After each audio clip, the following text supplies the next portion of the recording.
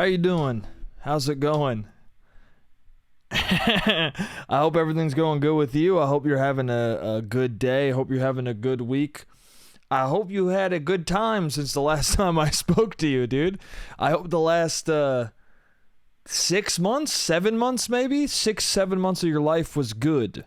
I hope you have money in your pocket and you're not stressed the fuck out, and I hope that your days aren't bleak and miserable. Yeah, dude. If you're just listening to this podcast now for the first time, then you have no idea. But if you are a listener and you've thought to yourself, "What the fuck happened to this podcast?" I stopped doing it for a minute. I did, and for a while I was feeling real bad about not doing the podcast. But you know what, man? Then what happened with this podcast is that I've done it for 5 years.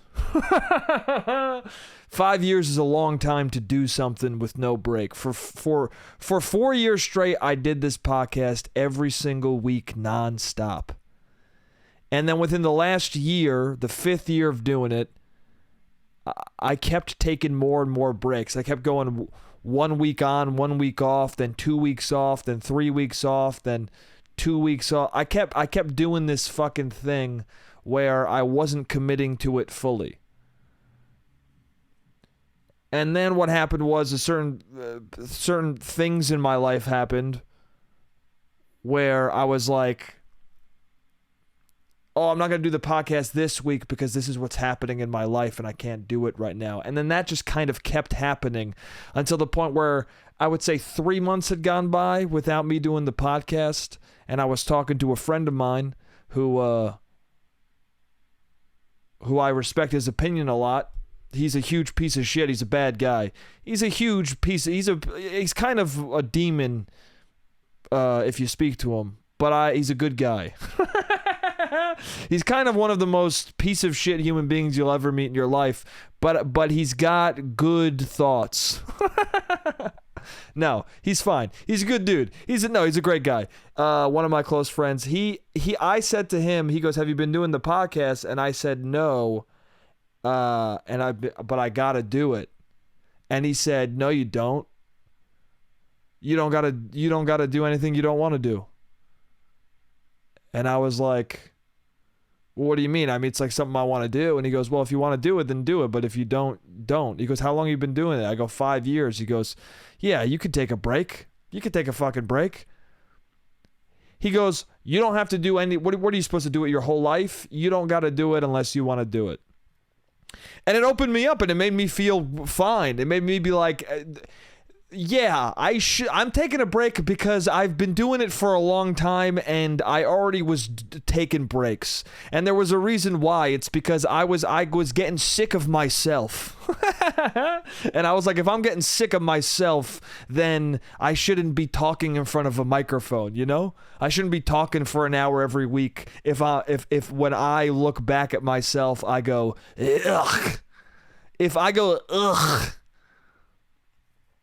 If I become Pusha T when I listen back to me talking, I should probably stop talking, you know? If you're not a Pusha T fan, Pusha T loves to go, ugh. Dude, it's so good. It's so good when Pusha T does a ugh. What a great thing to have be your thing as a rapper, is you going yuck to people. Is you just disgusted by other people. Anytime you could fit something in to your persona that's akin to crying in a disrespectful way, that's awesome, dude. Anytime you could sound like a child towards another person and you come out on top, that's a good way to be in your life. But I'm here, dude. I'm glad to be back right now. I don't miss this light, dude. This light is fucking making me hot as shit, bro. I'm sweating like a pig right now, dude. And it's because of this goddamn light that's in front of me. Ooh, it's making me sweat bad, dude. It's making me sweat fucking bullets. And that sucks, dude. But it is what it is. Um, a lot has happened since I've done this podcast last. One of the things was I had severe chest pains. Yeah. The first thing that started the break was I was having these severe chest pains, and I was thinking to myself, am I gonna die? So I saw a doctor with Medicaid. Shout out Medicaid, dude. When you have no money, you don't need to buy healthcare. Dude, if you make so little money that you can't afford healthcare, they'll look out for you for a little bit. I found that out, dude. I found if you want to test the limits of having no money, do it, but you'll be able to go to the doctor. I went to the doctor. I had these chest pains. I'm like, I'm gonna go to the doctor, and with the insurance I got from the government, and it turns out I didn't have to pay for anything. I got a bunch of tests, and then they were forcing. I got to the point where they were forcing me to do a bunch of. They were trying to dip me into the pay zone. Do you know what I'm saying? Anytime you are going to the doctor and you're doing all of the shit that you don't have to pay for, they will go. They'll dip you further and further into having to pay for something, and it's all. But it'll sound like you have to do it. Because it's a doctor, it's a person of authority, it's a person who went to school for 8 years. So when they tell me like, hey, you might have sleep apnea, you really need the test, I go, okay, I guess I gotta do this thing. And then when I take it home and the device does not work, it's been a minute since I did this podcast. I can't even say the letter D. It's been a while since the device, well, now I'm saying it's been a while. Dude, I'm fucking losing my mind, dude. Dude, 6 months off of this podcast has affected me, bro. I don't even have command of the English language right now. I just stuttered into a full tangent. What the fuck was that? I'm going to have to start from the ground up, dude. I'm going to have to start from the bottom again, bro. I don't know how to talk. Dude, I was only doing this podcast for 5 years because if I don't do this podcast, I don't know how to speak. Dude, that's not a joke. That's a real thing. If before this podcast, I couldn't speak at all. I couldn't speak in complete sentences. So I did the podcast for 5 years, and then finally, like, I could go out into the world, and instead of saying like, I was like, hey, hi, how are you doing? I couldn't say, hey, hi, how are you doing before I did this podcast. I started doing the podcast, and it made me learn not just the English language, but how to communicate in general. And now that I have 6 months off, I'm stuttering, dude. You should see me when I'm not on the podcast, dude. I sound like a baby. Pusha T would go, yuck. I'm telling you, bro. Anyway, the doctor, dude. They try and fucking make you pay for shit that you don't need. And they're a person of authority, so you think, oh, if they say a thing is happening to me, I must be dying. But I took every single heart thing possible, and all the test results came back going, you're fine. The only thing that was off was an EKG I got, and that's because the woman did not know how to do the fucking the test. The woman hooked me up 3 different times, called somebody in to have them tell her how to do it. Then she hooked me up wrong again, and then she had another person come in and tell her how to do it again, and then she did it, and my results were apparently a little out of whack. That was the only test that had a little bit of results that were not great or not like usual. But was that because of the test, or was that because of fucking neglect on her part? Was that because of because they could not communicate to this lady how to properly do the thing? I don't know. I figured it was on her. No offense to her. I figured it was on her because I got an EKG at a different place before I went to get all these tests, and that EKG was fine. So I'm assuming 1 out of 2 EKGs is good. Anyway, my doctor was like, yeah, there's no real signs of you having any heart problems. Like, you don't like, it sounds clear, it sounds like a healthy heart, you seem all good, so this pain in your chest is probably psychosomatic. And I had this chest pain for like weeks, for like 2 weeks straight. They even gave me a fucking heart monitor, dude, which was funny too, because the heart monitor, I looked at the results after after I wore it, and I could see like heart spikes, and the only times it spiked up was when I was doing stand up.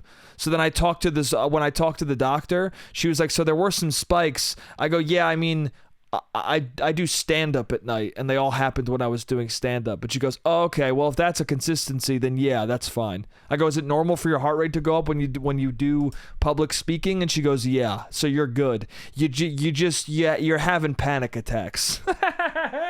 She was like, your heart's totally fine. You probably just have a lot of anxiety. And I was like, well, that's good. It's always good when you have a pain in your body and people are like, yeah, it's all in your brain. Go figure that out. Because I didn't feel any anxiety. It's cool that when you don't feel anxiety, your body will physically make you feel anxiety. You can do your best to find mental acuity. You could do your best to have your mind be clear and be fine in social interactions and think, yo, I'm crushing it on all fronts, dude. When I speak to people, I'm not nervous. When something crazy goes down, I'm a problem solver. You can feel like you're on top anxiety wise, and then your body will go, nah, but what you really feel deep down is that you might have a heart attack right now. And then you're like, am I gonna have a heart attack? And your body goes, no, but you gotta get it. No, but we're gonna make you think you are, to the point where you go to the doctor and they all tell you, hey man, you gotta talk to somebody. It's great when you have a physical pain and you go into the doctor and the diagnosis is, hey, you gotta talk to somebody. If you want this physical pain to go away, you need $300 an hour to chat with someone who's going to tell you your dad doesn't like you. So that's what happened. I went to all these doctors and they all were like, I think it's... And also I told them, I said a couple years ago, because it's true, a couple of years ago, I had panic attacks. I was getting tightness in my chest going on the train, like 2 years ago on the subway. I would get on the subway in the morning. It was on my morning commute to work. I would get these fucking intense chest pains, and they went away when I started doing stand up more. And so I think I chalked it up to like my brain, my body was reacting to mentally how I felt, because every morning on that commute I was like, what am I doing? I'm just working. I'm just doing this. I'm not moving towards what I want to fucking be doing. I'm not doing enough of what I want to be doing. When I started doing more in the career I want to be in, when I started working harder towards my goals of doing stand-up, I stopped having as much chest pains. I would say I stopped having them entirely. But then I turned 30, and they came back. It's funny, even if you feel fine turning 30, your body will be like, nah, you don't feel good about this. Nah, you actually feel really bad about this. And you're like, I guess, I don't know, dude. I thought I was chill. Anyway, and then I was like, is it heartburn? And they were like, does it happen when you eat? And I'm like, I don't think so. It seems to be happening all day, throughout the day. And they're like, well, then it's definitely psychosomatic. Ask your parents if they have any history of anxiety. And I was like, they don't. Like, my parents definitely don't have any history of anxiety. All I can think of with chest pains is that my dad one time had chest pains in the middle of the night a couple years ago, and he went to the doctor and he was fine.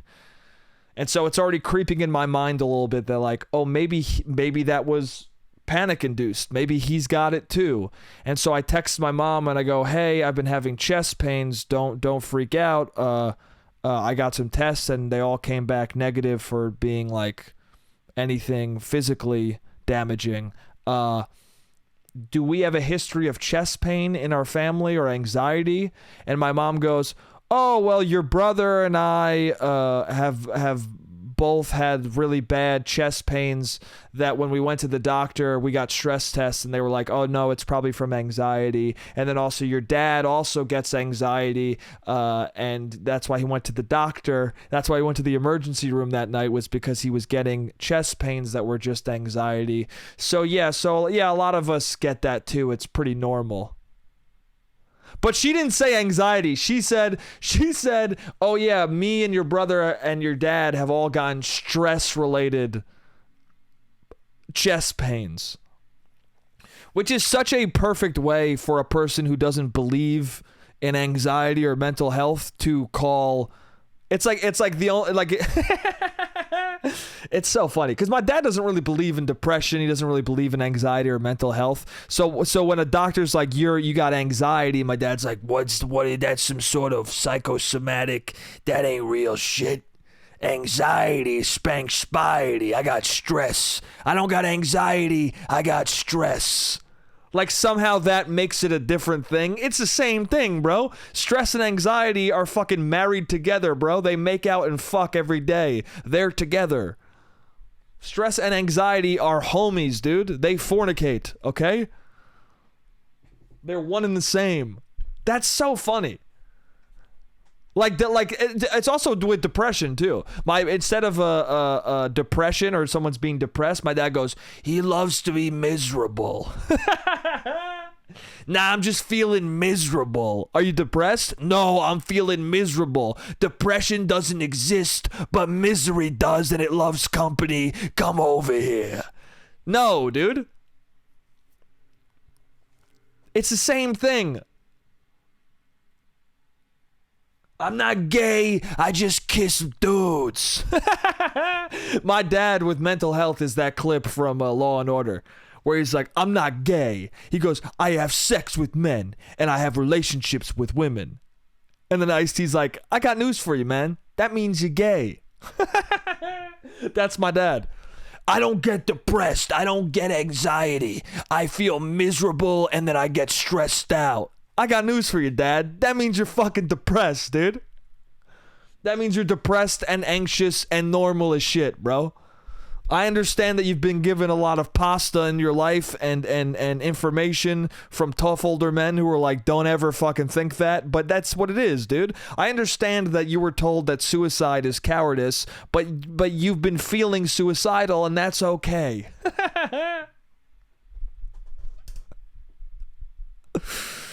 Oh shit!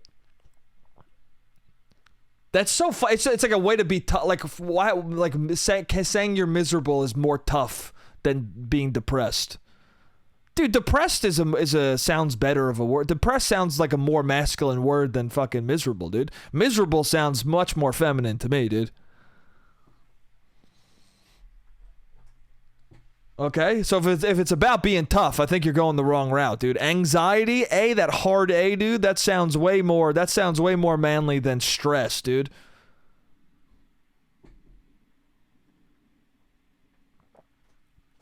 Anyway, so I found that out. I found out, oh, well, my family has a history of panic attacks and anxiety, and I told my friend this, and my friend goes, "Wow, you're literally AJ." Your Italian father has bad panic attacks and you just found out now? You're AJ, dude. I'm AJ after football practice, dude. I had no fucking clue. Me on the subway was AJ at football practice. And then me at this doctor was AJ when he fucking put the military uniform on. That's what happens in an Italian family, or just a repressed family. But I guess Italians are a little naturally repressed. But if you're in an Italian family, you find out that you suffer from mental illness when you're 30.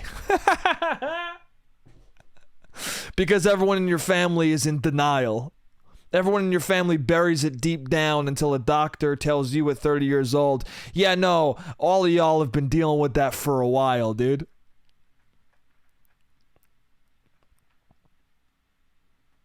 It's also funny to think about how my dad, like Tony Soprano, is more woke than my family.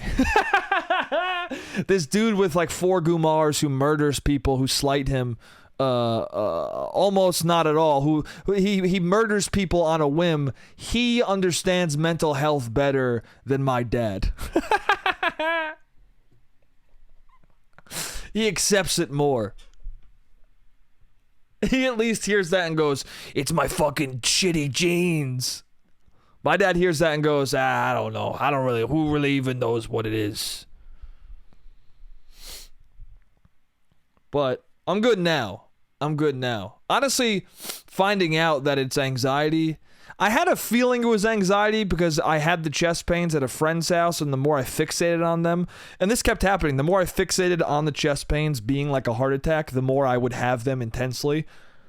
And as soon as I was told that they were panic attacks, it was anxiety, I started to have them less, because when I had the chest pain, I would be like, it's anxiety, and then it would go away, and I was like, oh, okay, all right. Which, that won't be good the moment when it is really my heart. That's going to be a rough situation when I eat KFC for the 8th time in a week, and I go, oh, no, it's just anxiety, and my body goes, oh, no, it's your diet, and then I drop dead at 32. That's going to be a problem. That's going to be a little bit cringe. It's going to be a little bit cringe when I'm having a full-on heart attack and I assume it's anxiety. That's going to be a little rough. That'd be a good way to die, though. Has that happened? That has to have happened. That's happened in life, right? There has to be people who are like, it's anxiety, and they fully have a heart attack while they're trying to choke down a Shake Shack burger. Anyway, the chest pains happened, and I was like, you know what? This is a good excuse to like change my diet for a little bit. And I changed my diet for probably 2 weeks, and then I went right back to the terrible shit I eat. I went directly back to awful shit that I eat all the time, dude. You know why? Because life is annoying, dude. Life is annoying, and I don't want to eat well. I want to live long, but at what cost? And also, do I want to live long? Like, life is not great. I would like to improve my life, but if my life doesn't get improved, what's the point of continuing? You know what I'm saying? Like, a lot of people try and improve their lives, and then, but a lot of people try to improve their lives, and they don't, and it doesn't work out. And at that point, aren't you allowed to just eat a cheeseburger and die? You know? There's all this stuff in the world about fitness and getting your body right and being healthy and counting calories and all this shit. But why not just get fat as fuck and die, dude? Why not, though? Like, why not? I mean, it seems kind of nice. I understand you have family. They'll get upset that if you die. But, like, just the concept of eating till you die is, I mean, it's going to be bad towards the end, but like on the way up, it's probably nice, dude. Just eating whatever you want for the first 2 months is probably sick as hell, bro. Of course, it gets real bad, and you find out probably very quickly why you don't do that. But what I'm saying is there's a period of... Everything's got a period of ecstasy, dude. Everything's got a sweet spot of this is the best. Right? It's like being in a relationship, dude. The best section of being in a relationship is when you start talking in that horrible, incoherent baby voice that no outsider can hear because they'll want to shoot you in the face. Do you know what I'm talking about? The best part of a relationship is when you go, that's my beer. And your girlfriend smiles and thinks, I can't wait to fuck him tonight. That's the best your relationship will ever be. Because what happens is 2 months after that, you get into like 1 or 2 bad arguments, and then you go, that's my beer. And she goes, I can't believe I fucked that guy. I kind of want to stop fucking that guy. I kind of want to, why does he sound like a baby? I'm dry as fuck. Get away from me, dude. Oh, come here, cutie. Yuck. She turns into Pusha T, dude. At a certain point, she's going to become Pusha T. And at that point, I'm going to lose the rap battle. That's what's going to happen, dude.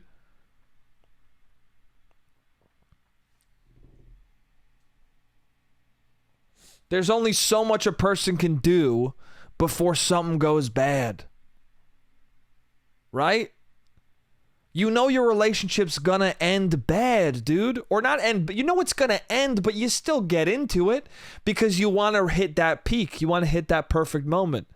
Anyone who's in a like broken up right now, you probably feel awful, dude. But at some point, you were looking at a beautiful woman and going, I think you're so cute, and she still wanted to fuck you.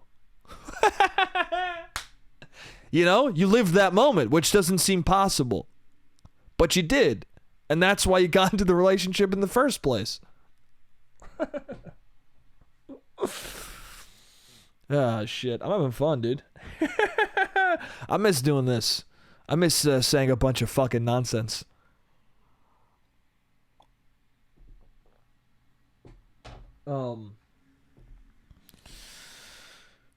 Dude, I won't do that. I'll get healthy.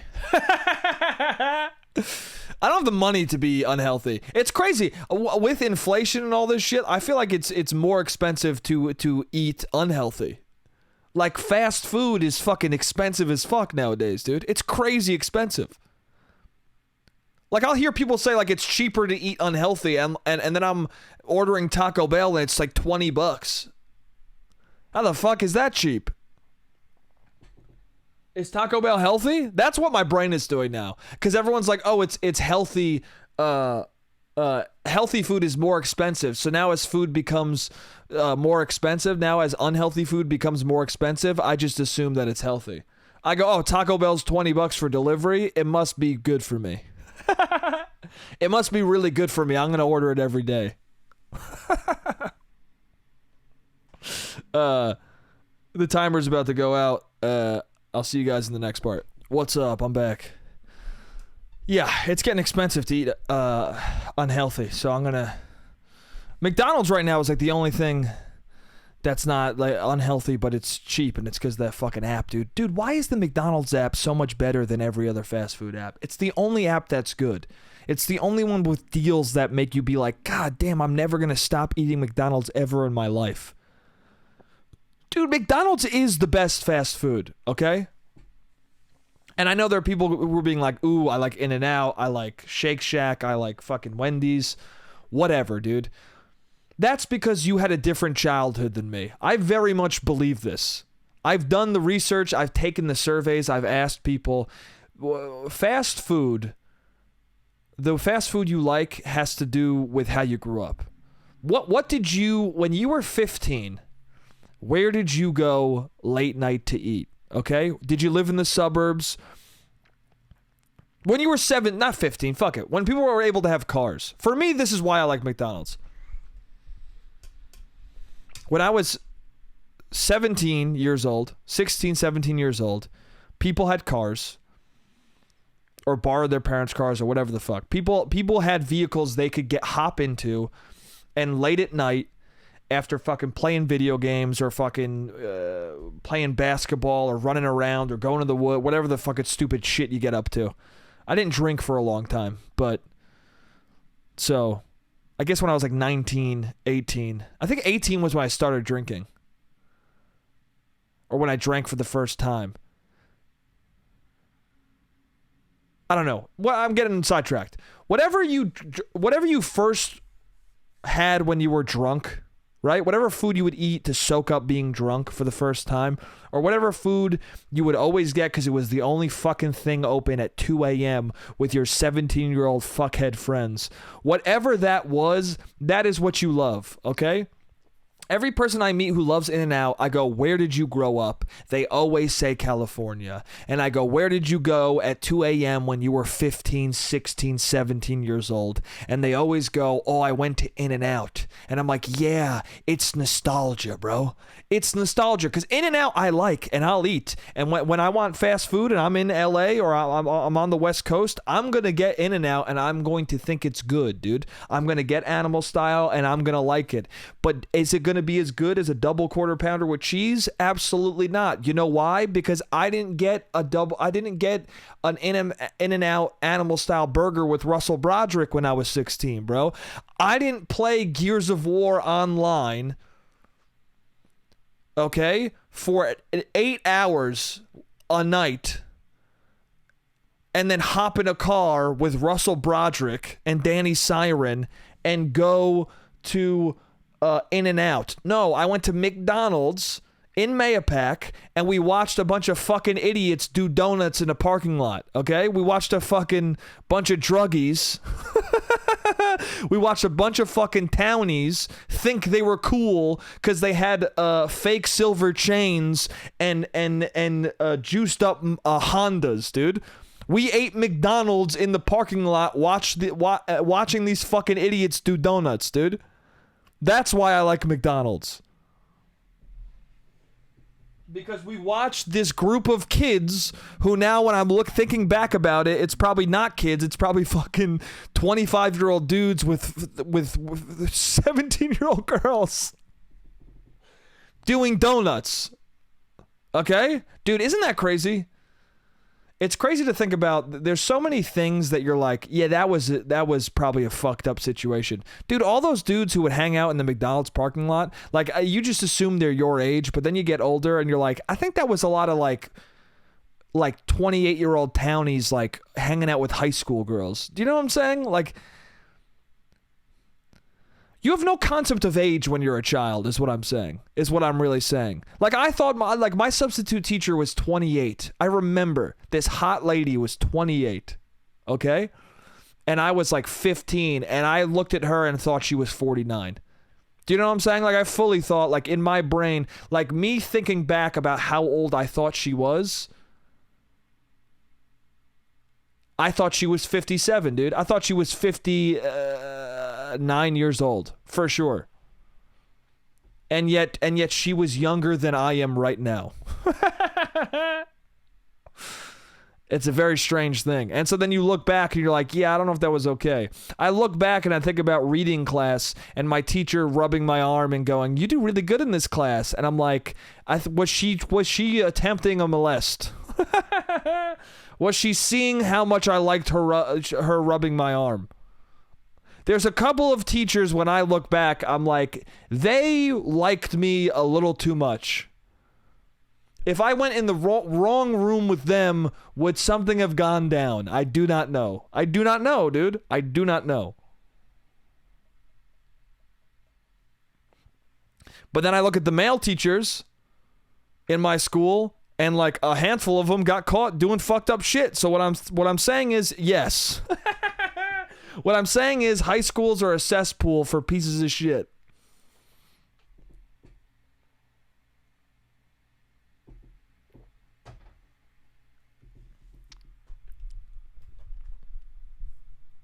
No, I don't know. I had a lot of good teachers in my school, and I had teachers. Listen, I think I'm being a little hyperbolic. I don't know if these teachers would have. I don't know. But I think back and I'm like, it's a little strange.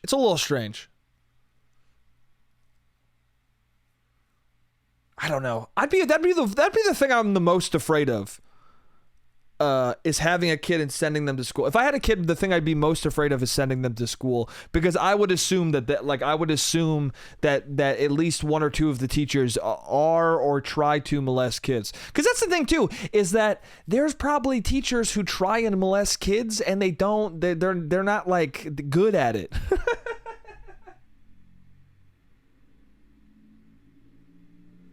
I feel like people don't think about how people are bad at things, you know? So there's certain teachers at schools who are trying to do something horrible for years, and they just can't close, dude. They're bad at doing it. And so no one knows quite how fucking awful they are yet until, they get mediocre at it enough where they end up molesting a kid, and then that kid is mine, and I gotta kill a guy, you know what I'm saying? And then I gotta kill a guy.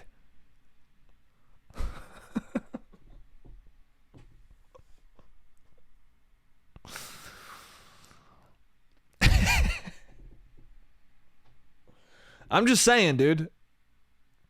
These are the things I think about. Is that there are teachers in high schools, middle schools, who are attempting bad things, and they're not fuck. Dude, they're already teachers, bro. They already couldn't do what they wanted to do. So it makes sense that they would not be good at nefarious activities as well.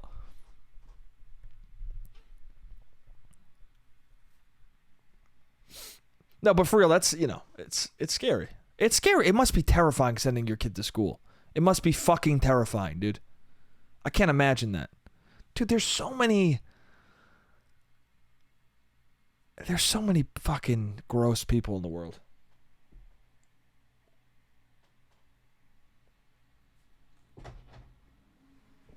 Isn't that cool? Nah, just kidding. There's no gross people in the world. Everything's good. Dude, everything in the world is good, bro. Nothing bad's ever happening, dude. The world is always sick, dude. Everything's always A-okay in the world, dude. Nothing ever's going bad. Dude, nothing is ever bad in the world. On planet Earth, everything's always good. Nah. Things can be bad. But sometimes things can be good, okay? For example, GTA 5. Finally getting a sequel. GTA 6, dude. That trailer came out. Hell yeah, bro. I'm so fucking stoked. I've been worried about Rockstar, dude. I've been really after that whole debacle with Red Dead, I was like really thinking to myself, it might be over for Rockstar, because a lot of the people, so Red Dead, if you don't know, Red Dead 2, after Red Dead 2, a lot of the higher ups at Rockstar left to go make their own gaming company. And that makes me go, oh no. That makes me go, if a lot of the higher ups, if a lot of the people who crafted the best games left the studio, is the leadership strong enough to continue making great games? Is the style and aesthetic strong enough where the people who've been working there forever can carry on the mantle? Is that going to happen? And with things like GTA Online being the only fucking thing anyone does at Rockstar, I had my doubts, dude. With Red Dead 2 and GTA 5 never getting single-player DLC, I had my doubts. I was like, I think GTA 6 might be terrible. I think we might finally see it and think it looks bad. I mean, the GTA remasters, dude. The original trilogy remasters being awful, dude. I was like, this isn't good, dude. Us hearing about a Red Dead remake and me fully believing, okay, this is them coming back into the good graces of their audience. This is them and re-entering the zeitgeist as the awesome, prestigious game developers that we know them to be. This is the moment. They release a remake of Red Dead Redemption 1 in the Red Dead 2 engine. Red Dead 1 never went to PC. That'd be fucking sick. But the same thing happened again, dude. Red Dead was just ported to PS4, dude. To PS4. Not even PS5. Okay? It's almost the same exact fucking game as when you play it on the PS3. For like $50. Wasn't it $50 for Red Dead and Undead Nightmare? Dude, make Undead Nightmare 2. Make Undead Nightmare 2 for Red Dead Redemption 2. Do that. Don't port an old game that we all fucking have played 80,000 fucking times already. Anyway, with all that happening, I was worried. I was worried that GTA 6 would never come out. I was worried that Rockstar would never be considered a great studio again. I was worried that they have succumbed to greed. But then they said GTA 6 trailer coming out. Or they said the next installment of one of our major franchises is going to have a trailer. Everyone started speculating when it's going to come out. Is it going to come out at the Game Awards? People were like, maybe. People were like, no, fuck that. There's no way. They announced it's coming out this Tuesday. What was it, Tuesday the 6th or something like that? I don't know. This past Tuesday. Right? Was it this past Tuesday? Something like that. At 9 a.m. Monday rolls around.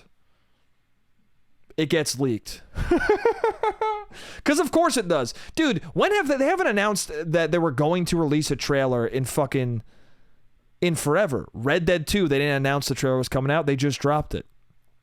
GTA 5, GTA 4. I think they just dropped these trailers. GTA 4 is long enough ago where I don't remember, but I know GTA 5 and Red Dead 2, they just dropped that shit. And so there was no way for it to leak because no one knew it was coming. But the moment they put a date out, I was like, it's the most anticipated video game of all time. It's gonna get leaked. It got leaked. Rockstar did the smart thing, just dropped it. I immediately went to fucking YouTube. I searched for the Rockstar account because there were so many people uploading the trailer that it was hard to get to the actual original post.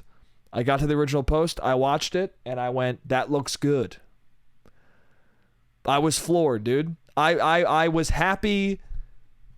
It was so satisfying to be wrong. It's been a long time since my expectations were low and my expectations, like, it's been a long time since I've gone into something going, this is probably not going to be great, and then it ends up being amazing. That hasn't happened in a long time. Most of the time nowadays, you go, that's going to be okay, and then you go into it, and you're like, yeah, that was okay. Or you go into something being like, that's going to be good, and then it's good. Right? Like Alan Wake 2 and the movie Poor Things. Both of those things, I was like, these are going to be sick. And then I digested them, and I was like, these are both awesome. I saw Poor Things last night. Emma Stone, new Yorgos Lanthimos movie. Mark Ruffalo was exceptional in it. Everyone in the fucking movie was exceptional. The aesthetics were exceptional. The movie was, it's a great movie. Yorgos Lanthimos is one of the last great directors. But that movie was exactly, I was like, I saw the trailer and went, that's going to be sick. And then I played it, or I watched it, and I was like, that's sick. Alan Wake 2. I heard people talking about how visually cool it was and how dope how dope the demo was that they saw for it. And I, in my soul, went, it's going to be dope. And then I played it, and it's Game of the Year. That and Lies of P, Game of the Year for me. So it's been a while since I went into something and went, this is gonna, I don't think they got it anymore. And then I came out of it going, nah, they got it. They still got it. But also it was an interesting thing because the trailer was so popular.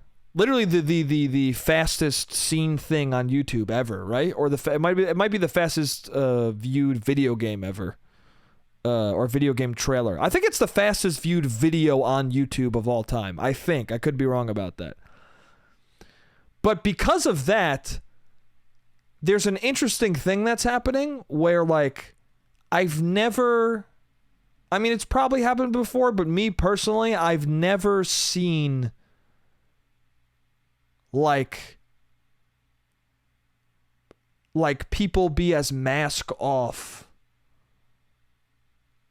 as in this moment, which is weird because it's like, what is that like what I'm trying to say is, like, I've never seen people more honestly grifting than this moment. Like, GTA was so popular that every major thing in existence, every news channel, every YouTuber, every influencer, every person, because they are slaves to the algorithm, because they live off the algorithm. And I'm not saying that's, I'm not like throwing shade towards anybody. I'm just saying that's what it is.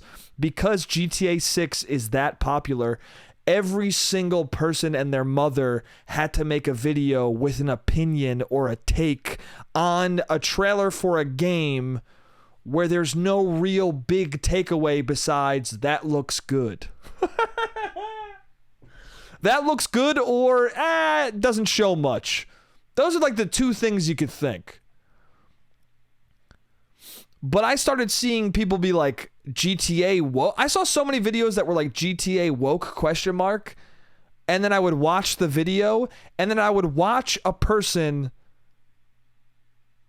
just blatantly lie, just blatantly say things and pretend to not know things so that they can kind of have a controversial take. Like, it's so milquetoast and boring to see that trailer and be like, to see a woman and hear her voice and go, looks like GTA is woke. What are you talking about, bro? Also, I've heard people being like, oh my God, I don't understand what's going on. I've heard like certain pundits be like, well, I don't want to play as a criminal. And I'm like, but that's GTA. Like, what are we talking about here? Like, what the fuck are we talking about? Also, people keep being like, "Oh, you play as like it's a female lead character. GTA has gone woke," and they're purposely trying to make it seem like she's anyone who's ever played a video game, anyone who's ever played GTA, anyone who played the last GTA, anyone who's looked into this game even remotely, anyone who's watched the trailer with a brain knows that you're going to be playing as the guy and the girl. You're going to be playing as both of these people. It's a Bonnie and Clyde story where you play as two characters. Why? Like, it's just strange, dude. It's so strange. Like, people are watching a GTA trailer and they're making videos about how the game is too woke, but also that you shouldn't shoot cops. What? The game is too woke, but also it's ultra violent, and I don't know. I don't really want to, like, kids shouldn't be playing violent. Kids shouldn't be playing violent video games, and also it's too PC. I don't understand. I don't understand the. I don't understand the controversy because there is none. That's what I mean. I do understand, but it's just so strange. It's so crazy to put out a video like that, straight-faced, like the whole world doesn't see what you're doing. You know? It's fucking weird.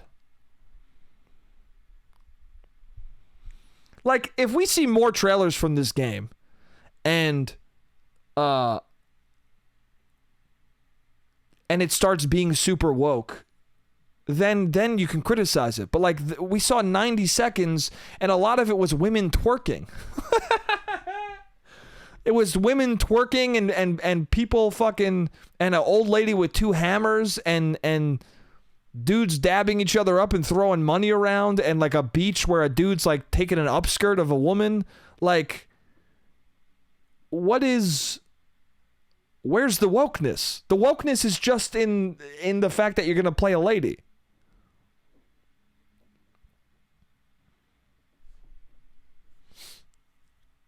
Like, I don't get it.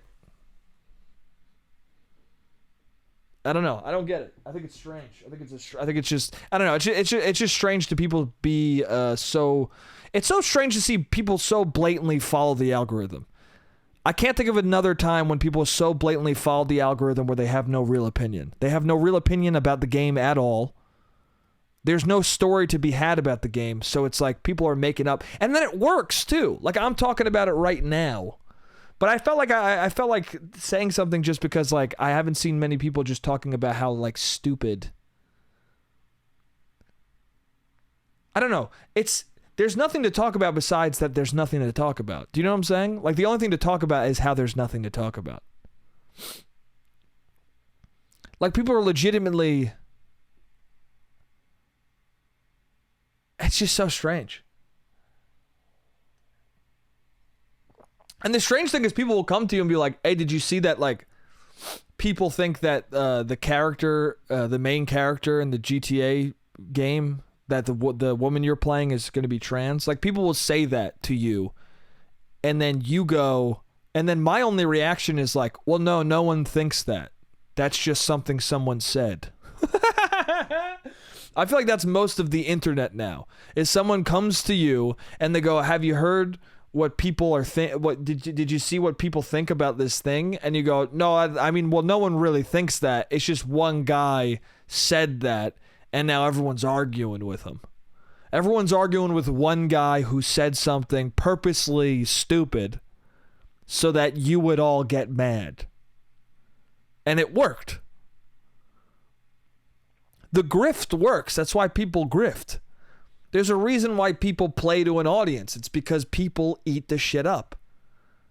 Okay? There's a reason why every YouTube video is titled the the dark truth about whoever, dude. The dark truth about PewDiePie. You think I'm not clicking on that video? You think you're not clicking on? Everyone's clicking on that fucking video. The dark truth of insert whoever the fuck you want here. You're going to click on it and watch at least for 10 minutes. I'm part of the demographic that will click on that video. And there's at least a million of me. There's at least a million dudes like me who are going to click on that video. So as long as there's a million dudes like me clicking on a video like that, it's going to be made. Whether there's a real content behind it or not, whether someone has a real dark past or not, the video's getting made with that title.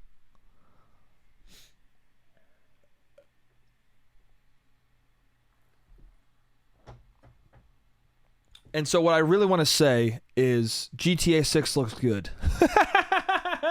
GTA 6 looks good, and I can't wait to start seeing those Rockstar videos that are like, in GTA 6, you can do this. In GTA 6, you can do this. I can't wait. I can't wait to see a video that's like, in GTA 6, you can bury bodies and then they decay over time. Whatever the fuck it's going to be. In GTA 6, you can have a pet alligator named Rodeo, and he'll eat up corpses so that you won't get found out by the cops. Whatever the fuck it's going to be. I can't wait. When that Red Dead trailer came out, or the Red Dead, like, these are the, you guys know what I'm talking about, the developer videos where it's like, these are the new gameplay mechanics in Red Dead Redemption 2. You can get stinky. I can't wait. I can't wait to find out what the equivalent of getting stinky is in GTA 6. We got two playable characters with two different genitals. Maybe you get stinky vagina and stinky dick, dude. Maybe you get stinky dick and stinky V, dude. Maybe get Stinky D and Stinky V. Maybe. I mean, since it's Bonnie and Clyde and you're playing as the two people who fuck, you probably can just fuck each other. You better be able to just fuck each other whenever. And there better be like a... I would not put it past Rockstar for having dialogue options you could choose between the two. And if you're like out in the mud all day and you come to the motel to have sex, that as whatever character you're as, you can be like, yo, you kind of smell, dude. You kind of wash up your dick. I would not be surprised if you could tell, if as the male protagonist, you can say to the female protagonist, yo, your vagina's smelling a little stinky, dude. You gotta wash that up. Or as her, you could be like, yo, that dick is dangly and wrangly, dude.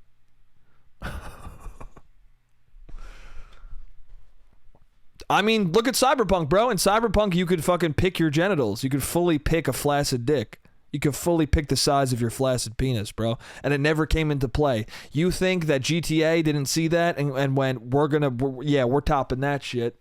You think the fucking Rockstar didn't see those flaccid penises and hear everyone go, why do you pick your flaccid penis and then there's nothing you do with it later? You think Rockstar didn't see that and go, in this Bonnie and Clyde story, your flaccid penis is gonna matter, dude.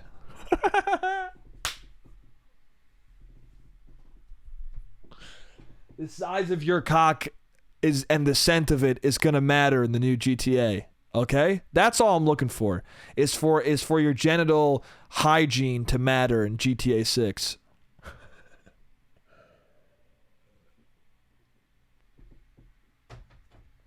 Fuck robbing stores, dude.